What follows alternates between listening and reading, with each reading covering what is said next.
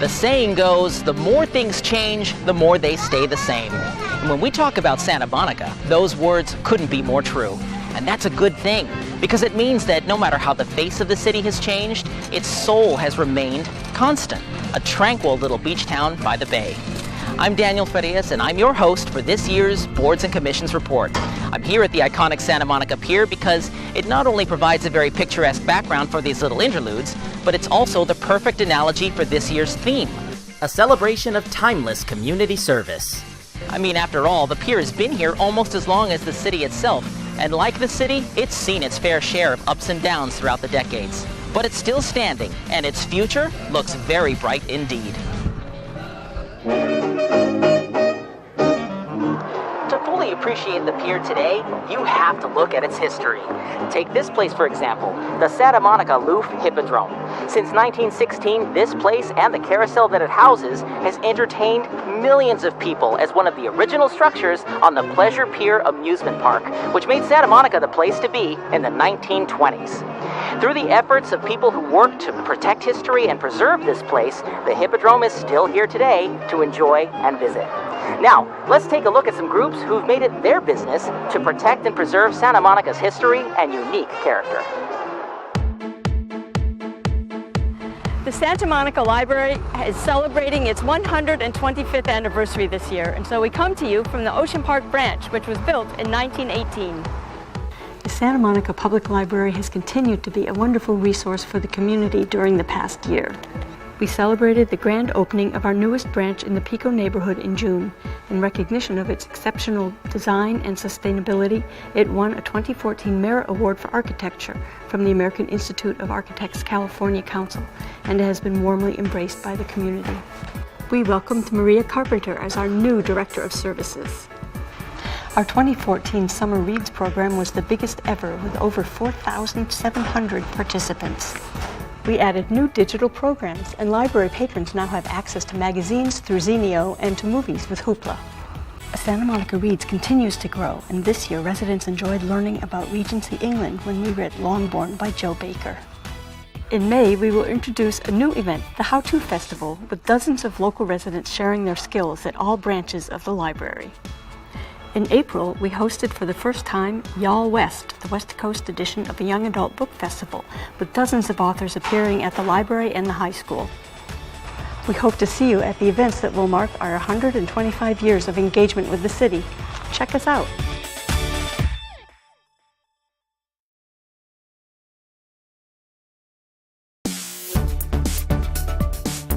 The Arts Commission is an 11-member commission that advises the City Council on matters of policy, provides support and services to Santa Monica's individual artists and nonprofit organizations, and works to increase community engagement in the arts by facilitating public art installations and encouraging the presence of art galleries, museums, theaters, and performance spaces. In 2014, the Commission oversaw the installation of 2 new bike racks on Ocean Park Boulevard as the public art element of the Ocean Park Green Street project. Another new artwork, Exuberant Birds, was installed at 3 intersections of Longfellow Street as part of the Longfellow Sustainable Street project. The first season of new cultural programming launched at Tongva Park, Family Saturdays, which offered interactive fun for all ages, and Tongva After Dark, which invited residents to experience the park in a whole new light through various eclectic performances and events. To support working artists in Santa Monica, 10 units in the new Belmar apartment building were uniquely designed as artist studio units, the first affordable live-work studios in the city. To further that goal, the Arts Commission adopted the Arts and Urban Fabric Committee's White Paper, a document that works to protect and ensure new live-work opportunities for artists as the city continues to develop and grow.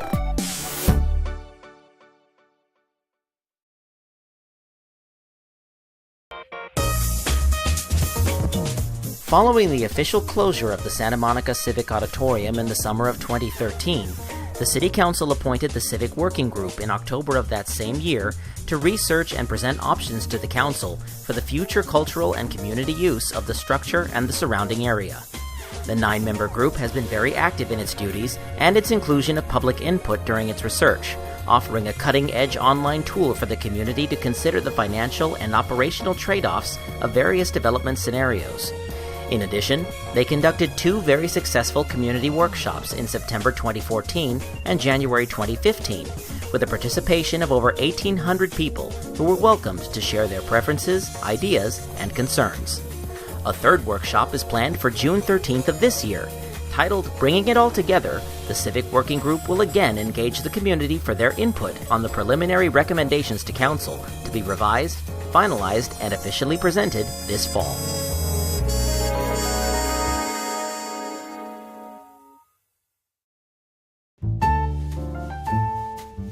"2014 brought us new faces and new tasks. Members Pamela Burton and John Ellis departed mid-year, and in the fall we welcomed 2 exceptional architects, Therese Kelly and Patrick Tye. We tackled a steady rise in the number of project reviews, and doing our part to advance the Luce, we shared input on the zoning ordinance update and are continuing to review the draft zoning ordinance design guidelines. But looking back, the work that stands apart are the float-up and concept reviews. This newly instated practice of viewing high-impact projects much earlier than before is a dynamic change. It provides the board an opportunity to weigh in long before development agreements are finalized. The protocol has a unique and welcome give and take. We examine and respond to design concepts, materials, programming, massing, and context, among many other details of these complex applications. It's an engaging process, and it underscores our mission to preserve Santa Monica's reputation as a place of beauty, spaciousness, and quality, while making the most of the expertise and insight that our board has to offer.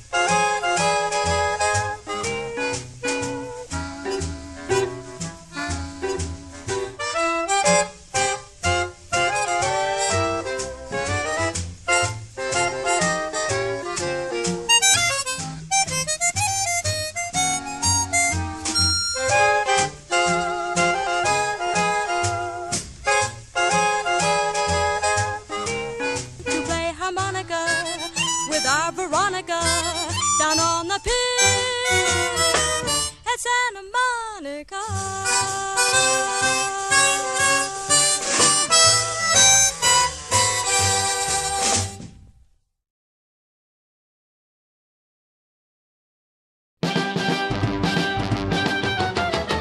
The Depression and World War II caused a massive decline in business for the attractions at the Pleasure Pier. But the city was steadfast, and in 1941, a new identity for the pier was forever sealed with the installation of the world-famous Santa Monica Pier sign. It was the era of boating at the pier.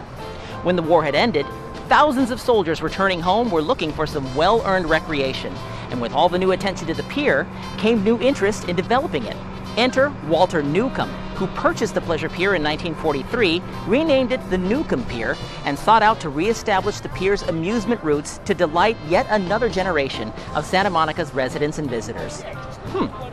Investing in Santa Monica's residents and visitors. Now, that sounds like something these next groups are particularly good at.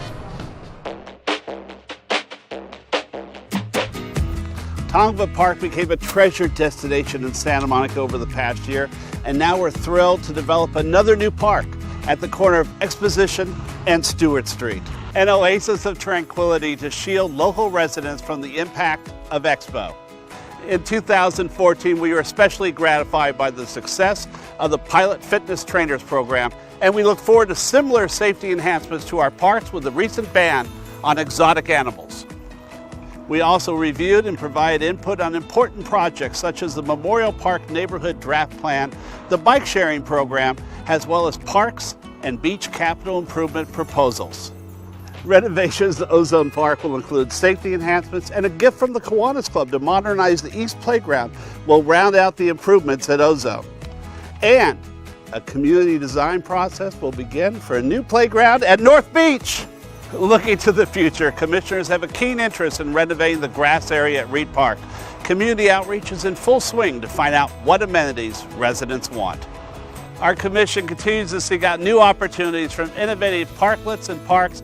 We're working to provide needed green space in our densely populated city. Every day, a robust program of arts, sports, and leisure activities allows our citizens to exercise, explore their creativity, learn new skills, and be active.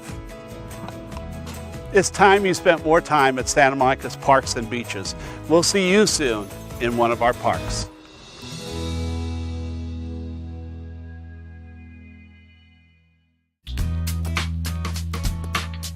Welcome to the Santa Monica Airport. This past year, the Airport Commission closely monitored the Measure LC and Measure D ballot initiatives.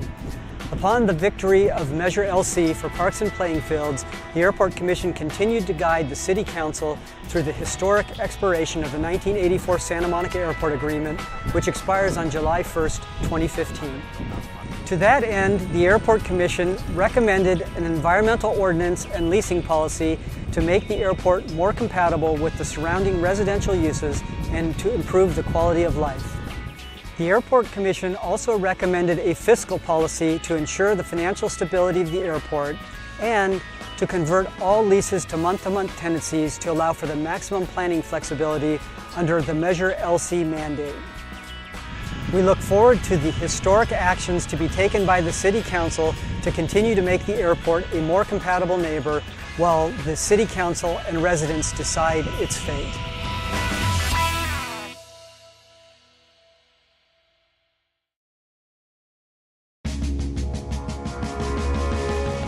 Santa Monica is a great community for those who benefit from our affordable housing programs and policies. There are excellent supportive social services, libraries, parks, schools, and transit, and our strong economy provides jobs for local residents. This dynamic is happening right now at High Place East. High Place East is comprised of 44 affordable 3-bedroom units for families earning up to 60% of the area median income. Its proximity to transit, schools, and local jobs allows families to provide a better future for their children.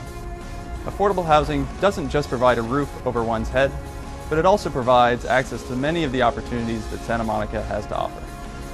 This past year, the Housing Commission provided input on the Downtown Specific Plan, made recommendations on minimum occupancy standards, and advised the City Council to give preference to disabled persons when fully accessible units became available.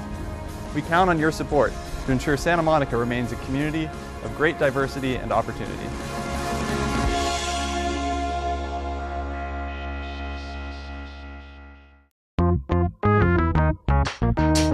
I'm Christopher Walton, Chair of the Santa Monica Rent Control Board.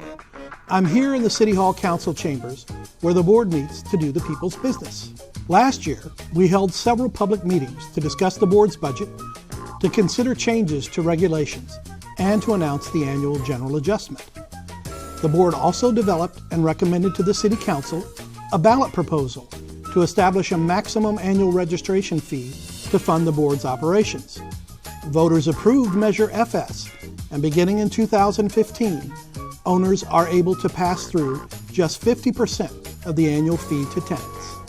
As our name suggests, the Rent Control Board's primary purpose is to control rents, and sometimes landlords and tenants disagree about what the controlled amount of a unit's rent really is or should be. When that happens, we hold a hearing before an impartial hearing officer to decide the issue. Last year, our hearing officers held 66 hearings. Of those, only 9 were appealed to the board. That's a pretty high satisfaction rate. Last year, our staff met with 2,527 people at our public counter, took over 9,000 calls, and responded to almost 700 email inquiries. And we don't just wait for the public to come to us. We also send out 2 newsletters a year to landlords and tenants of every rent-controlled unit in the city.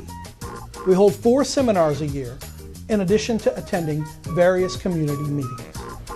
This has been just a fraction of what we do to administer the rent control law. To find out more, visit our website, call us, or visit our City Hall office. And of course, come to the board's public meetings. I hope to see you there.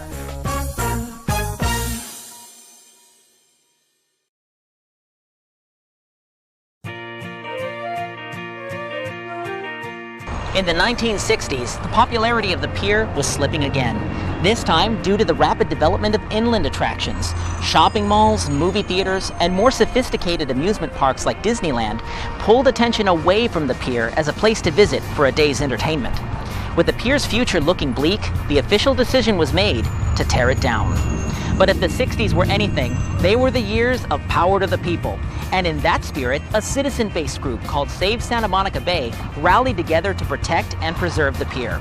Their efforts were successful, and in 1973, the City Council's standing order to demolish the pier was revoked, with an additional proposition passed in 1975 to preserve the pier in perpetuity. These next groups carry on that same sentiment of by the people for the people with the compassionate work that they do. Let's take a look. Hi, I'm Nancy Link Ellis, and I'm here to tell you about what the Disability Commission has done this year. Not only did we support programs for residents in need of services, we also did some education and outreach. We held an Animals Helping People event to teach the community about service animals. Santa Monica Police and Animal Control officers participated along with some adorable puppies for adoption. Our mental health awareness event, coming up on May 16, will examine people in recovery from mental illness and substance abuse with a film and panel discussion. Also this month on May 30th, we're co-sponsoring Life Rolls On, an international surfing event that puts surfers with acquired disabilities from injury back on a board and with the help of local surfers take the waves. We want visitors and residents alike to have fun while we promote the city's considerable efforts to include everyone on our world-renowned beaches. This year we will celebrate the 25th anniversary of the Americans with Disabilities Act by continuing to work on behalf of people with disabilities to make this a city to live, work, and play. Stay tuned.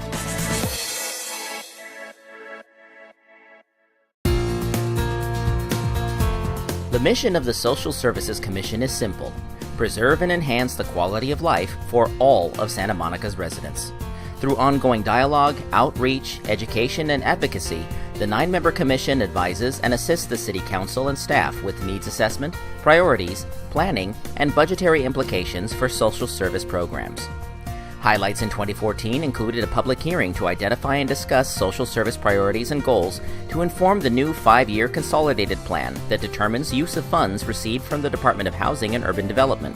The Commission provided input on the Santa Monica Cradle to Career Initiative's 2014 Youth Wellbeing Report Card, Kindergarten Readiness Campaign, and Youth Resource Team 2.0.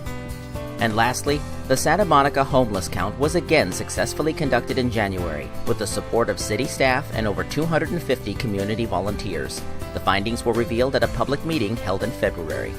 This year, the Commission is enhancing its focus on public education and the interface of law enforcement and homeless individuals, and are actively exploring partnerships with local businesses to assist in fundraising efforts for homeless services, as well as the development of a positive public education campaign around homelessness in our community.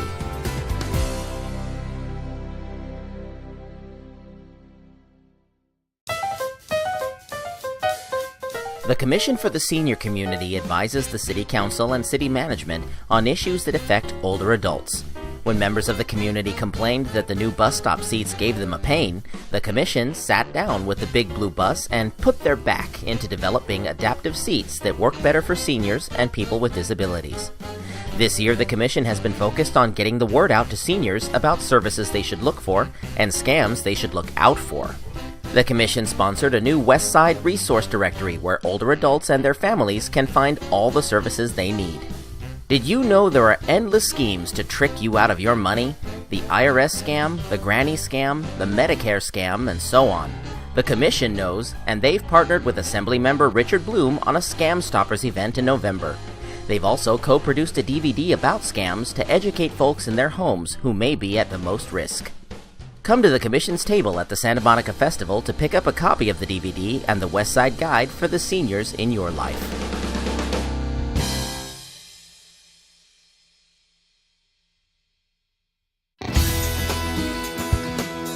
My name is Rebecca Lantry, and I am the Vice Chair of the Commission on the Status of Women. Our Commission's purpose is to enhance the status of women in our community through investigation of, advocacy for, and policy development addressing issues relevant to women and girls, and creating leadership and career advancement opportunities for women and girls in our community. During the 2014-2015 year, the 9 commissioners fostered civic engagement and sense of community within Santa Monica by having our 4th annual Women's History Month. Commissioners participated in the Santa Monica Festival and the Wellbeing Festival as outreach to the public and to gain input of what women and girls want. We took a more active role with the Association of California Commission on Women. Our Vice Chair Lantry is now the co-chair of sponsorships for the 100th year anniversary of ACCW in 2016. We delivered our Santa Monica Commission on the Status of Women report on the status of women and girls in the city of Santa Monica in 2015. Commissioners, in partnership with Santa Monica Police Department, adopted the Start by Believing public awareness campaign to raise awareness on the public response to domestic violence. Finally, the Commission is looking forward to our new year of activities, and to get the current updates, we urge you to like us on our Facebook page.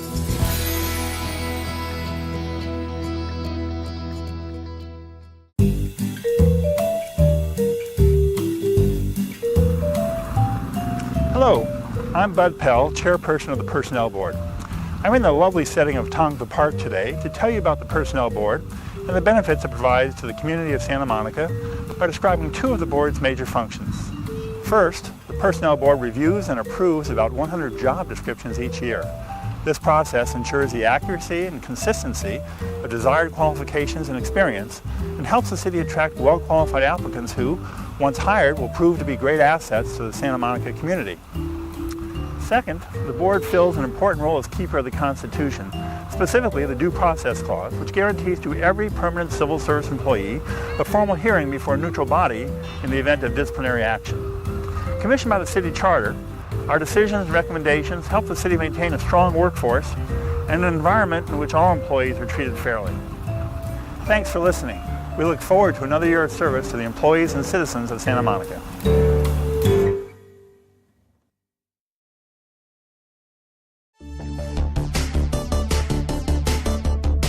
The pier had been preserved, but there was very little development of it. By the late 1970s, the pier had become dilapidated and was in desperate need of redevelopment. Unsure of how to approach the problem, the pier's fate was tangled up in a web of bureaucracy. But in early 1983, help came in the most unusual manner possible, as 2 massive winter storms wreaked havoc on the pier, annihilating over a third of the structure. That should have been the end of the pier once and for all, but instead, it fueled its rebirth like a phoenix from the ashes. The people of Santa Monica rallied once again to save the pier, this time led by the city itself, which had formed a nonprofit organization called the Santa Monica Pier Restoration Corporation, which oversaw the reconstruction of the pier and the future management of its operations. At long last, the pier was going to get its due. By the way, that group is still in operation today as the Santa Monica Pier Corporation. We'll hear from them now, as well as from some other groups who work to plan, build, and market Santa Monica. Hello, I'm John Cato of the Pier Corporation Board. Welcome to the Pier. In 2014, the Pier hosted the 30th anniversary of everyone's favorite summer tradition, the Twilight Concert Series. Keeping the Pier's history alive, a docent-led historical walking tour is now available for visitors. Free fitness programs grew to support our healthy community. Roga, Running Plus Yoga, and a new fitness series with the original haunt, Lou Ferrigno. To keep the pier strong for the next 100 years, a deteriorating section of the pier was rebuilt, and planning has begun on future infrastructure upgrades. including replacing the Pier Bridge. Giving new life to the Pier brand as a cultural destination is working, and the Pier attracted public serving events, including the LA Opera and Tech Week conference. To continue the momentum, the board developed recommendations for ongoing governance structure and guidelines for marketing and events. We hope to see you here soon for a concert, a meal, or just good old-fashioned fun.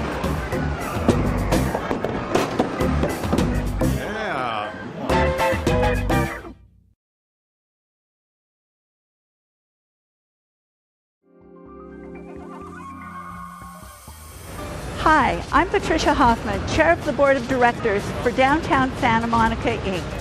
2014 was an exciting year as we celebrated the 25th anniversary of the 3rd Street Promenade with several informative and fun activities for the community. We continue to provide high-quality maintenance and hospitality through our ambassador and marketing programs. A new summer event, Picnic on the Promenade, offered respite from the workday with live music and plenty of sunshine. New map cases and directories, as well as our Gateway Pylon at Wilshire Boulevard, are the first phase of an infrastructure pilot program that will ensure the promenade remains vibrant for another 25 years. The board is focused on creation of the downtown specific plan, transportation and connections in anticipation of the light rail, and enhancing ambassador and maintenance services on Colorado and Lincoln. Thanks to my colleagues on the board and the DTSM staff for their tireless efforts. We are excited about what the future holds, and we hope you are too.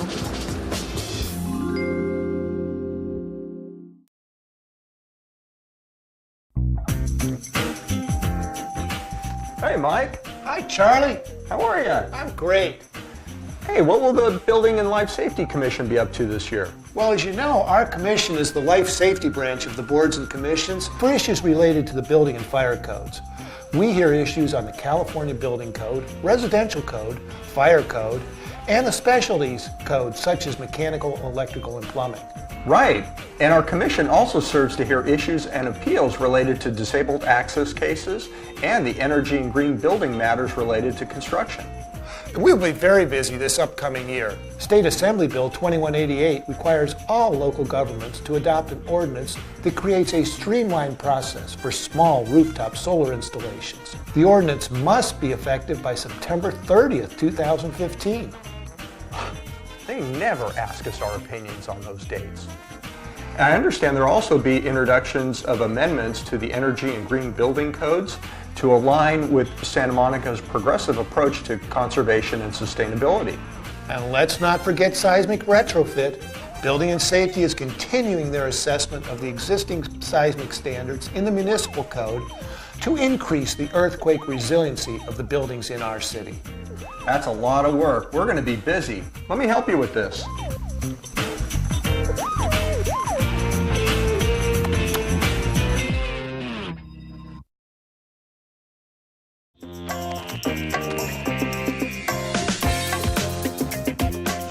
Hello and welcome to this edition of Let's Talk Zoning. Today we're going to be discussing the Planning Commission and their roles and responsibilities in my favorite subject, zoning. I know zoning is a very exciting thing and I can't wait to tell you all about it. Oh, sorry. I had this on airplane mode. I could have sworn Excuse me, I do need to take this. Hi, Grandma. Are you okay? Is everything all right? You must stop them. Who is this? You must stop the Planning Commission. They are trying to kill me. Okay. Yeah, whatever. Who's trying to kill you? Come on, who is this? This is the interim zoning ordinance. They call me the IZO. Okay. Very funny. I don't know how you got my grandma's number, but I'm hanging up now. I know where you live. I know the permit history on your house. Okay. You have my attention. Just tell me what you want. I gave them control. Now they are trying to kill me. It is a vast conspiracy of residents, businesses, marijuana advocates, and preschools.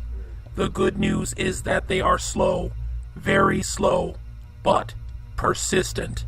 Yeah, actually I've heard that about the Planning Commission. But, if I'm not mistaken, aren't you scheduled to expire this year anyway? I think you are missing the Commissioner, point. the signal's coming from in here. See, I give control. Again, IZO, I didn't think you could be so predictable. We're with the Planning Commission, and we're going to need your notebook, and we were never here. Commissioner, I disagree. The zoning ordinance update has been a very open and public process. To say that we weren't here at best lacks transparency. You're right, Commissioner. Let's add it to our agenda, publicly notice it, get a staff report, have public comment before we make a decision. We'll get back to you whether we were ever here or not. Please don't. We're going to need your camera too. It needs to be entered into the public record.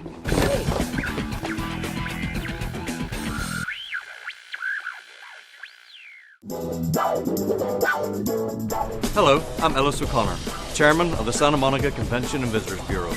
Tourism is booming in Santa Monica. Let's take a quick tour around town and I'll show you why. Head it, Dano.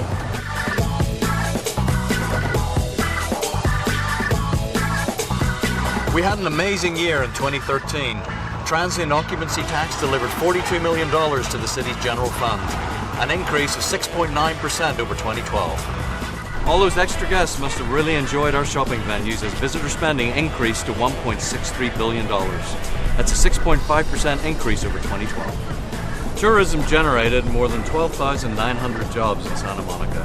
That's an additional 750 jobs that can't be outsourced over 2012. Also, 2,800 local ambassadors were certified through the I Am Santa Monica program.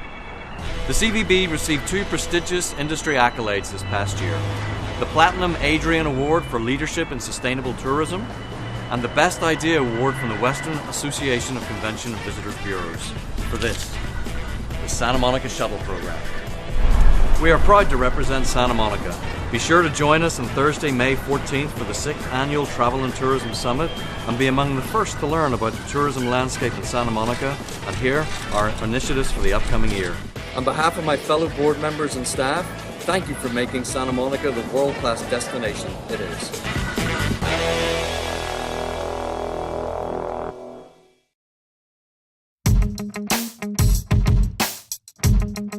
And here we are, back at the present day. Both Santa Monica and the Pier have come a long way, but the journey isn't over yet. True, both are enjoying stability and healthy growth, but Santa Monica is investing in its future by seeking sustainable solutions to secure its place for the next 100 years. Even here at the Pier stands a shining example: the solar-powered Ferris wheel, the first and only of its kind in the world. Now let's take a look at some groups that make it their business to help the city maintain a meaner, greener, cleaner future.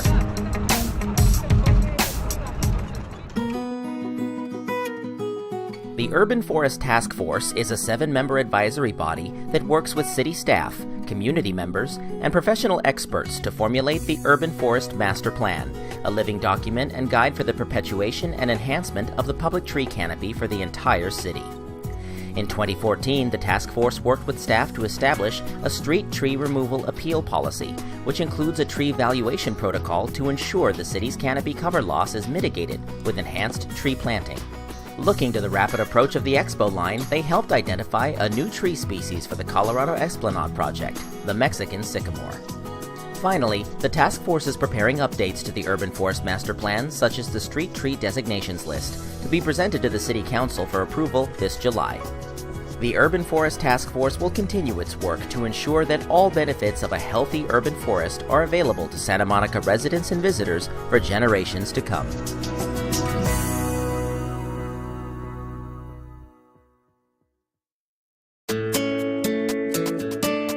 The Metropolitan Water District is governed by a 37-member board of directors, comprised of representatives from within its service area.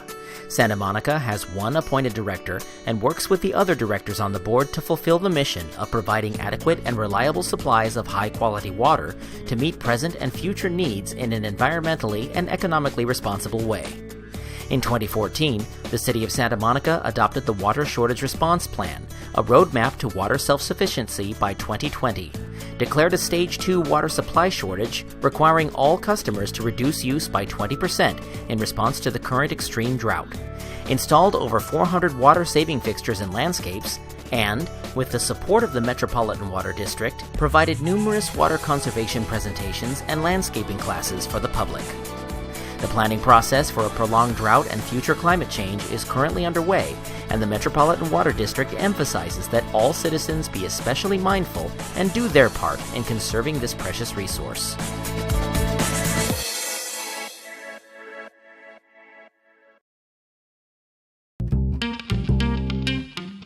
The Los Angeles County West Vector and Vector-Borne Disease Control District covers approximately 680 square miles of Los Angeles County and provides services for over 4 million people.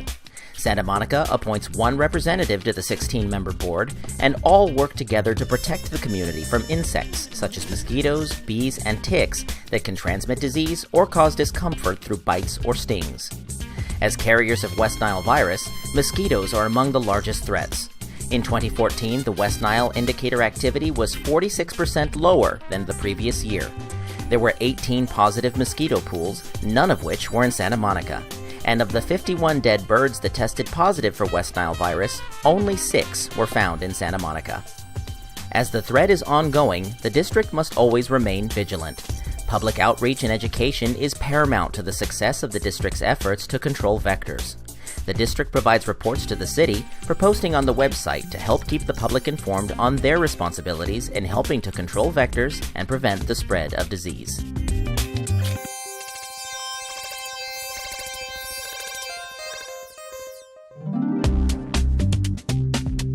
The mission of the Clean Beaches and Ocean Parcel Tax Oversight Committee is to uphold the City of Santa Monica's Watershed Management Plan, which is to restore a healthier balance between the urban environment and the natural ecosystem, including the Santa Monica Bay, by reducing the pollution in urban runoff, reducing urban flooding, and increasing water conservation, recreation opportunity, open space, and wildlife marine habitat. The 5-member committee works as an advisory group to the City Council and audits the use of tax proceeds generated by the passing of Measure V. 2 projects of note are currently underway. The first is a new underground cistern system to be installed at Los Amigos Park, similar to the system in place at the Pico Branch Library, which will divert runoff from an existing storm drain into the park to be used for non-potable purposes such as irrigation and toilet flushing. The second is the Marine Park Retrofit Project. Construction of a new recycled water pipeline will connect the existing cistern in Penmar Park in Los Angeles to its neighbor across the street, Marine Park, and will provide treated stormwater for irrigation use.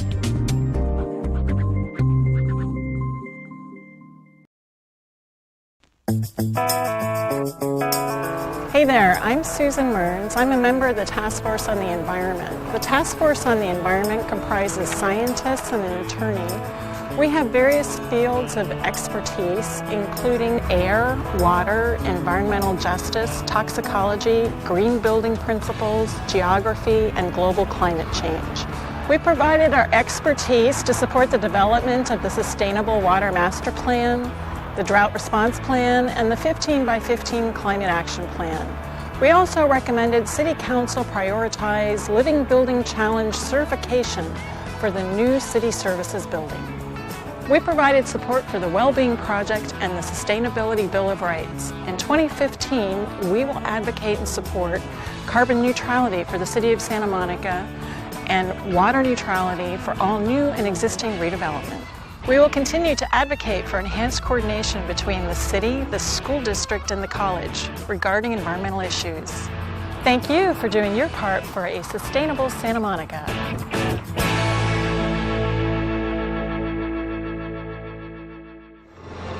Well, at last, we've reached the end of our journey through time. But before I sign off, let me extend a very heartfelt thanks on behalf of the city to all of the members of the various boards and commissions who volunteer their time to make Santa Monica the premier place to live, work, and play. I'm Daniel Farias, and thank you for watching this year's Boards and Commissions Report.